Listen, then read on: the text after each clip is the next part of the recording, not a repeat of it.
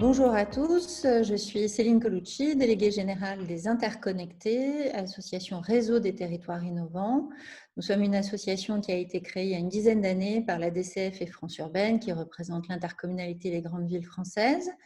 Et nous avons été créés pour accompagner la transformation numérique des collectivités. Très rapidement, on agit sur deux axes principaux que sont les événements au niveau national et au niveau régional dans le cadre du Forum des interconnectés et de l'Intercotour qui vient à la rencontre des territoires pour être à leur écoute tout au long de l'année, et puis par d'autres actions plus structurantes tout au long de l'année qui concernent l'accompagnement des territoires dans le cadre d'un programme de groupe de travail opérationnel collectif pour accompagner les pratiques qui sont les territoires prod, et une commission numérique des élus qui rassemble, comme son nom l'indique, les élus de la DCF, France Urbaine et des Interconnectés sur les grands enjeux stratégiques du numérique.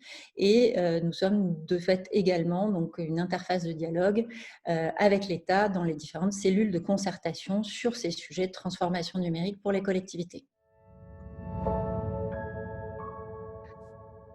Dans le cadre du parcours sur l'inclusion numérique dans lequel on est à présent, donc pour zoomer plus particulièrement sur ce sujet, c'est effectivement un sujet qui nous tient à cœur depuis plusieurs années.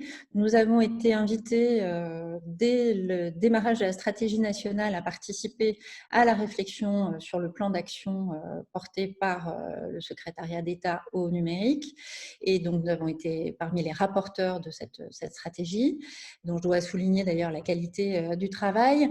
Et en complément, c'est vrai que très rapidement, les élus de la commission numérique se sont également mobilisés sur le sujet, puisque c'est un sujet qui tient à cœur de l'ensemble des territoires qui, pour la plupart, ont déjà dans le temps eu des approches sur ce sujet, mais l'approche systémique de l'inclusion numérique est quelque chose quand même d'assez récent pour les territoires en général.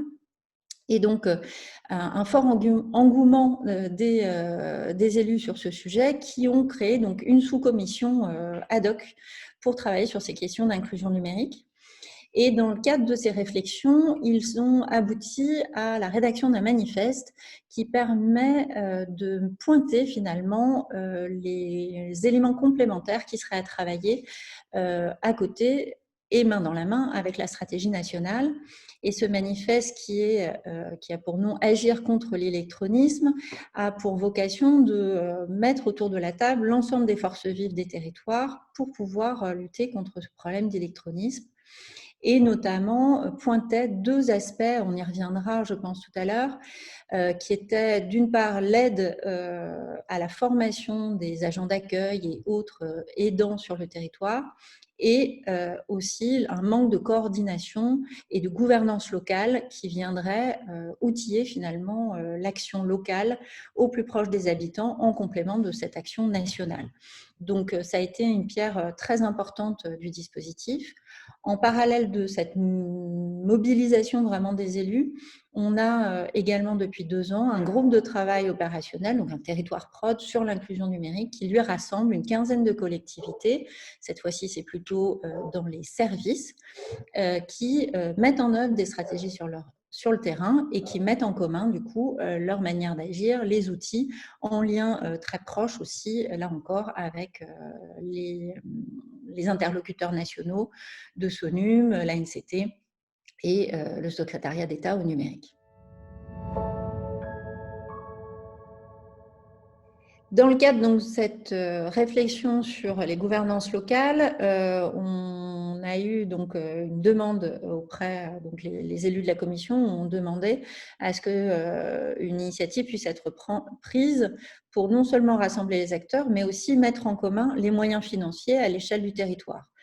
Cette idée s'inspirait des conférences des financeurs qui peuvent exister dans d'autres domaines sur le territoire, et l'idée c'était d'explorer la manière dont on pouvait s'inspirer de cette manière de faire pour structurer finalement l'action locale sur le terrain. Donc, suite à cette demande, Cédrico, secrétaire d'État au numérique, a accédé à la demande des collectivités et lancé l'idée de pouvoir monter des expérimentations terrain pour tester cette formule et pouvoir le décliner au niveau national si l'expérimentation est positive.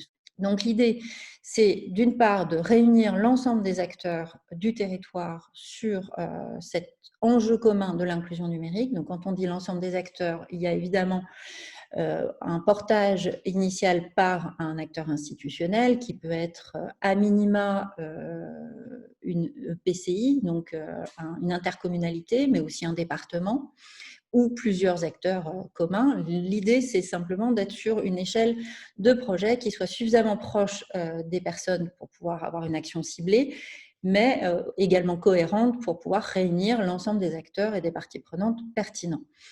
Ensuite, l'autre idée, c'était aussi d'associer les acteurs privés aux côtés des institutionnels et aussi, enfin, les acteurs de la médiation et des représentants également des publics, donc des citoyens, qui puissent ensemble travailler sur cette stratégie commune. Donc ça, c'est le premier élément. Le deuxième élément, c'est de dire qu'il faut être sur une instance très opérationnelle, plutôt souple, et qui puisse être très concrète.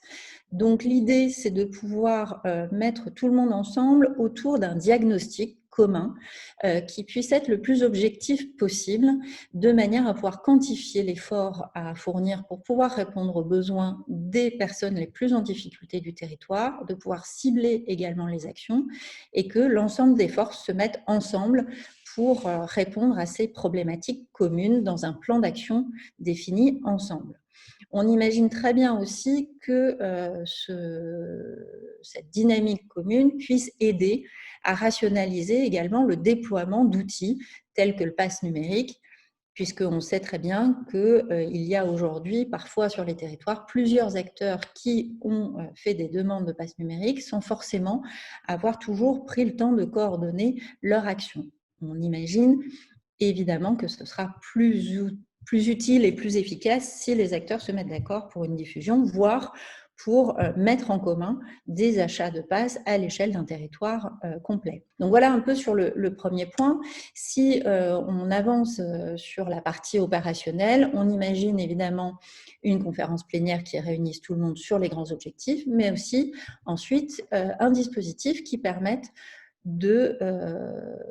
d'instruire finalement les projets de manière très opérationnelle. Et là, on pense que les hubs pourront être un levier extrêmement important pour outiller ces dispositifs, pour accompagner l'animation de ces dispositifs et créer aussi une cohérence d'action au niveau régional puis national, puisque l'idée, c'est évidemment de s'inscrire dans les dispositifs nationaux. Donc peut-être pour donner les contours de ça, on a cet aspect de gouvernance locale, action et accompagnement des porteurs de projets pour le soutien à leurs projets.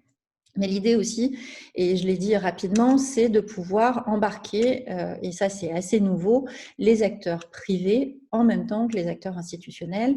Pourquoi ? Parce que les acteurs privés, finalement, ont eux aussi intérêt à ce que cette fracture numérique puisse être corrigée et qu'on puisse accompagner un maximum de publics à pouvoir bénéficier des services numériques. Et la crise actuelle nous montre à quel point il est important de pouvoir accéder à ces outils aussi dans la vie quotidienne et pas seulement dans la vie professionnelle. Et du coup, on se dit que ça peut être intéressant qu'ils puissent être partie prenante et membres actifs de ces actions. L'idée aussi, c'est d'éviter que chacun fasse son opération de son côté, sans concertation avec les autres, et qu'on puisse rassembler un maximum de moyens, qui peuvent être des moyens financiers, mais aussi des moyens humains, des moyens matériels qui pourraient être mis à disposition de cette gouvernance locale.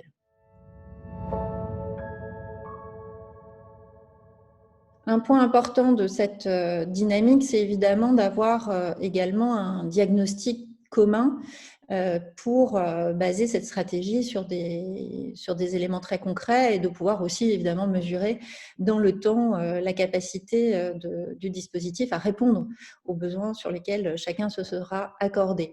Donc peut-être un petit point sur ces outils-là, ils sont encore aujourd'hui pas exhaustifs, mais néanmoins, je voulais signaler notamment la dynamique qui a été portée avec différents acteurs et dont la MADNUM est aujourd'hui le porteur commun autour d'un outil comme l'indice de fragilité numérique. Pour nous, c'est des outils évidemment importants parce qu'ils permettent, sur des bases de données existantes, de pouvoir mettre un premier niveau d'information et de visibilité sur la table pour réunir l'ensemble des acteurs, c'est-à-dire que ça permet de voir à l'échelle d'un territoire où sont a priori les zones sur lesquelles on a le plus de besoins, le plus de publics en difficulté et quels types de publics sont concernés, de manière à ce qu'on puisse effectivement partir de quelque chose de tangible.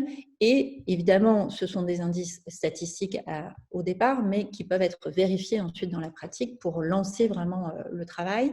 Et on pense qu'il y aura de l'intérêt à continuer à développer des briques de ce type-là, notamment aussi pour simuler les capacités des acteurs à pouvoir déployer des lieux de médiation, des postes de médiateurs.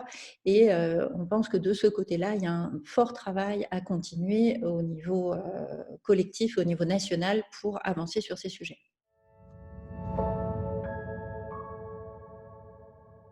On a 6 territoires qui vont expérimenter sur le terrain pendant 1 an pour arriver à un descriptif complet du dispositif. Évidemment, il y aura des étapes intermédiaires de restitution qui permettront de documenter et jalonner le travail. Donc, on peut se donner rendez-vous déjà dans 6 mois pour un premier élément d'identification. Et d'ores et déjà, les territoires ont commencé déjà à prendre attache des différents partenaires. Et le moins qu'on puisse dire, c'est qu'il y a plutôt de l'enthousiasme à pouvoir aller dans cette direction. Donc, c'est plutôt très prometteur. Peut-être un conseil à ceux qui veulent se lancer aujourd'hui. La chose la plus importante, nous semble-t-il, c'est de ne pas travailler seul et de vraiment prendre en compte les acteurs sur son propre territoire. Il y a partout des richesses très importantes de bénévoles, d'associations, d'institutionnels qui ont envie de faire des choses, des entreprises également qui sont tout à fait motivés sur ces sujets.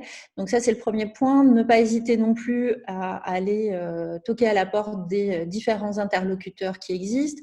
Évidemment, au niveau régional, quand il y en a, et ce sera bientôt le cas partout, les hubs régionaux, et puis la Mednum, mais aussi la NCT, toute l'équipe de sociétés numériques qui sont éminemment compétents et disponibles. Et puis évidemment, les interconnectés, on est aussi disponible pour pouvoir vous aider, vous aiguiller et surtout vous mettre en relation avec d'autres territoires qui partagent les mêmes préoccupations. Je pense que c'est le plus important. De la même manière, sur ces territoires d'expérimentation, même s'ils ne sont que 6 aujourd'hui, nous, on s'engage évidemment à rendre transparent le travail qui est en place et pouvoir partager au fur et à mesure les bonnes pratiques qu'on pourra repérer pour que les uns et les autres puissent s'en inspirer d'ores et déjà sur leur propre territoire. On est évidemment aussi à l'écoute de toutes vos suggestions et bonnes idées, puisque je sais qu'il y en a de nombreuses.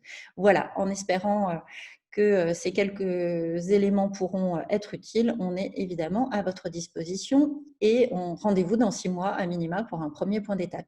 Merci.